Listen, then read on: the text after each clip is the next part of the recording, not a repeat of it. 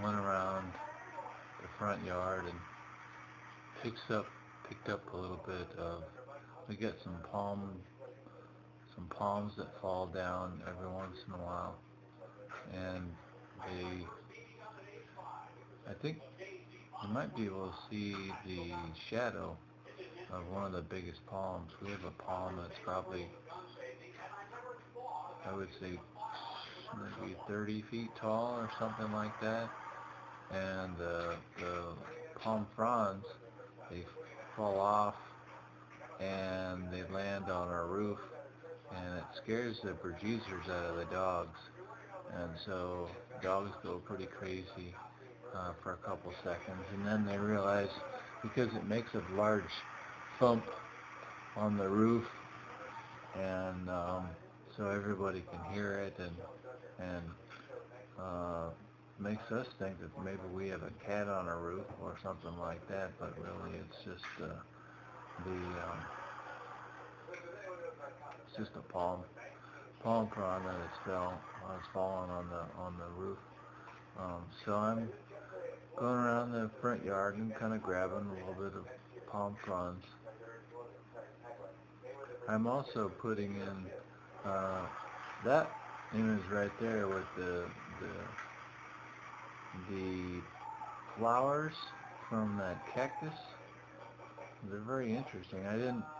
I never really thought that the flowers come shooting out of that of those stems on the cactus.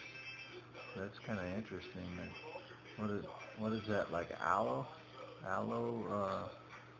vera cactus? And so we got the flowers coming out from the aloe vera. That's interesting. I've never seen it where the flower. I've never seen it when the flowers were coming out. Whenever it was blooming.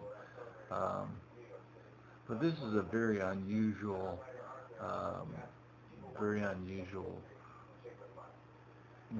or very unusual summer for us. I want to say winter because it's been so cool for such a long time. But it's been so unseasonably cool uh, uh, for this year that actually my dad was talking about how much he's never seen it before, but how much the Palo Verde trees are flowering. He'd never seen so many yellow Palo Verde flowers.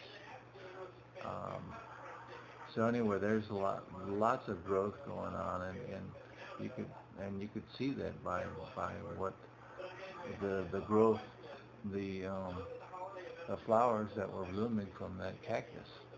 So that was kind of neat. That was a little ceramic quail that we got. And my wife had some lantana. She planted some lantana in the front, um, put put out little pots, and they're still surviving. So it's pretty amazing. Um, that's a different view of one of the plants that she got she's got out there. Some of the potted plants that she has out there. I mean, because her and I are not usually very good at watering, and especially in the summer when it's hotter than hell outside. We just really have no desire to go outside and do some watering, but um, it, like I said, it hasn't been that hot this summer. So what we're doing is we don't have to worry so much about keeping the plants watered, making sure that they're watered. Um, that's I think it's Rus lancia. My mom was saying that's a Rus lancia. They got those little tiny um, seeds on them, those little balls, seed balls on them. I'm not quite sure what kind of plant that is though, or what kind of plant that is with the flowers. Oh, Alejandro said it's a mum. Uh, my wife says that's mom, and she sits right next to it. It's a dad. So yeah. So anyway, those are the big old that's the big palm tree that is above our roof. So the big palm fronds fall from that tree, and then they land on our roof, and then they land on different spots too in the front yard. It just depends on how windy it is. If it's really really windy, that's usually what causes the palm fronds to fall down is the wind. Those are a couple coyotes that we have out in the front yard. They're keeping watch of the house, making sure we don't have any troublemakers. And that right there is a Tangerine. Tangerine. Tango. Yeah, it's a tango mandarin or tango.